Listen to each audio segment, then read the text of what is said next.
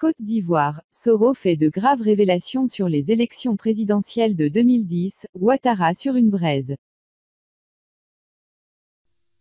Avant de commencer, n'oubliez pas de vous abonner et d'activer la cloche de notification, car cela va vous permettre de ne plus manquer les prochaines vidéos. C'est parti!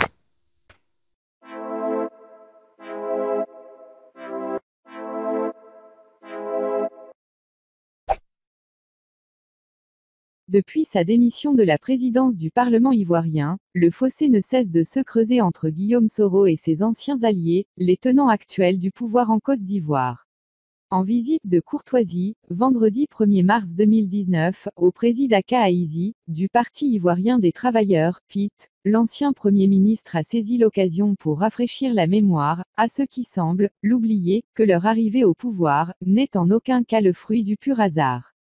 Nous avons été collègues dans le gouvernement, dit-il du président Haïzi. Ensemble avec lui, a-t-il poursuivi, nous avons travaillé pour remettre à niveau l'État, pour travailler à la réconciliation qui a permis l'organisation des élections en 2010, a ressassé Guillaume Soro, qui ne manquera pas de dénoncer l'amnésie de certains cadres du pouvoir en place. La mémoire collective est courte et beaucoup semblent oublier qu'il a fallu des femmes et des hommes pour batailler nuit et jour, pour organiser ces élections qui les ont vus être élus, a rappelé l'ex-homme fort de l'hémicycle. Monsieur Aka Haïzi et moi avons rappelé ces moments épiques sans lesquels aujourd'hui ne serait pas, a confié Guillaume Soro du contenu de leur échange. L'ancien secrétaire général des Forces Nouvelles informera officiellement son hôte de la création du Conseil politique, un cadre de réflexion dont il assure la présidence. Cette démarche de l'ex-secrétaire général de la Fédération estudiantine et scolaire de Côte d'Ivoire, FESCI, a été hautement appréciée par son hôte.